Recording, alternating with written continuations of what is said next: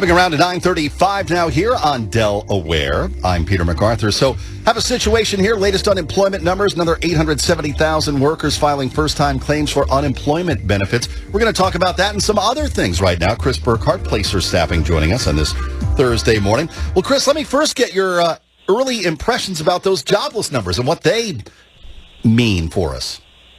Well, good morning, Peter. I think there is one bright spot I could find in this, but first, in just talking about the weekly unemployment claims, they're 4 times where they were pre-COVID. The good news is that they have been steady for the last few weeks, maybe 5 weeks.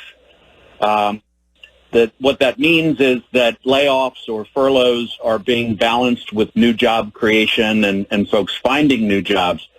But the bright spot is that 167,000 people have come off of the unemployment program, so the number is down to 12.6 million.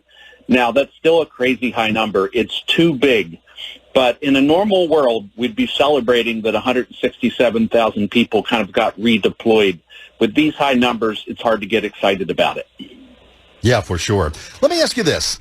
Does there seem, as you look at the jobs picture as a whole, basically a risk versus reward mentality when we're talking about a return to the workforce right now, Chris?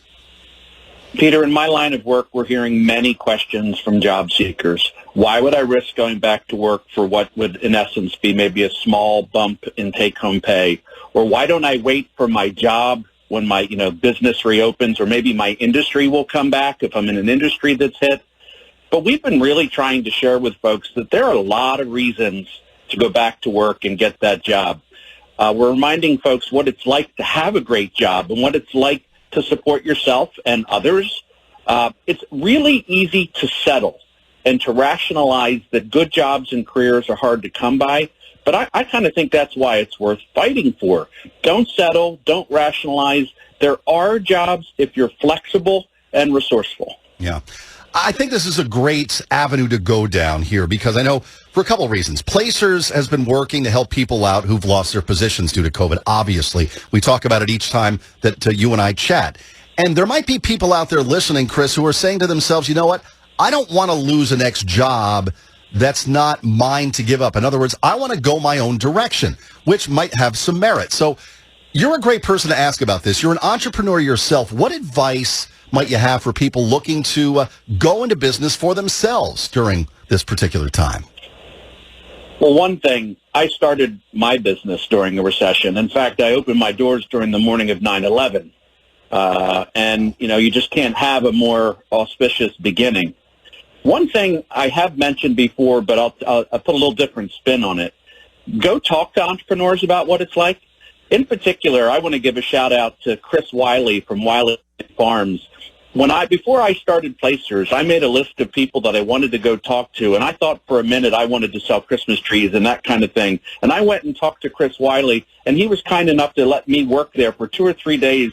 And, of course, I learned the lesson that I was not prepared to run a nursery and to run that kind of business. But you'd be surprised how generous small business people are. So go talk to them. The other thing is make sure you understand what your business is and do a business plan. I meet so many people that have started their business and they don't remember why they started and they can't figure out where they're going.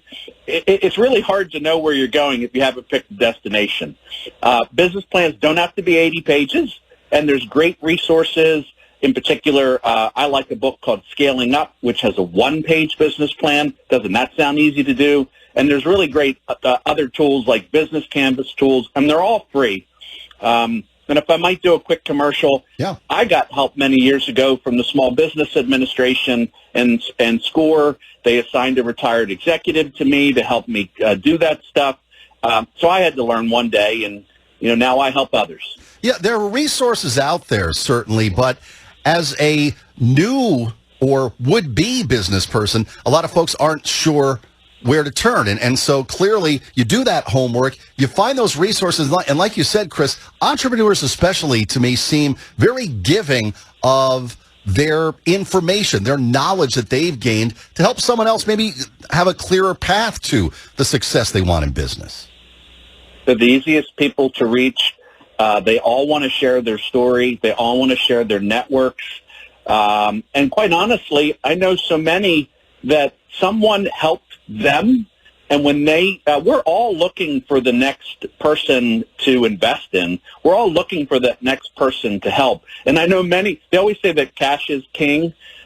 Most businesses fail because they're historically undercapitalized and they don't have money. Well, I'll tell you what, go talk to entrepreneurs because they know how to get it and they have it and they'll help you get it. And that's usually why people don't start. I don't have any money, but good ideas get funded.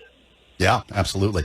Chris, you mentioned the Small Business Administration, and I mentioned back that you have been named by the SBA as the Small Business Person of the Year for the state of Delaware. That is quite auspicious, my friend. Well, I'm humbled. You know, anytime you're picked, and I think there's 13,000 businesses in this state, so being number one once on this particular day is pretty cool in my book. The SBA is a pretty cool resource. They helped me, 19 or 20 years ago, as I mentioned, kind of get things started. And honestly, I think people sometimes forget that the SBA is the organization that did that payroll protection plan. Placers benefited that to employ people and keep people working.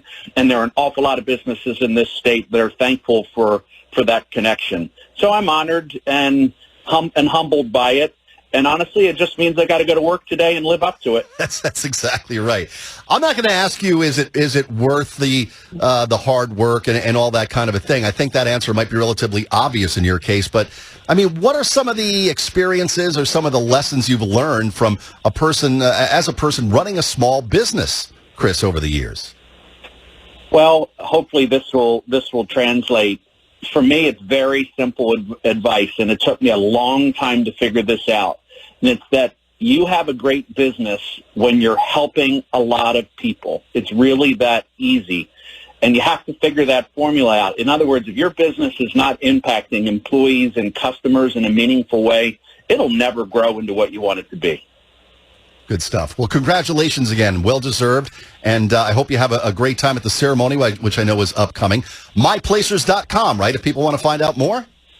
Absolutely. As we've always talked about, we have an act of kindness plan for free. If you need any help or consideration in any part of your job search, a lead, whatever, just look us up on the web, myplacers.com. And I look forward to talking to you again soon, Peter. Yep, sounds good. Thank you very much. Chris Burkhardt joining us, Placer Staffing in Newark, here on AM 1150, 101.7 FM, and WDEL.com.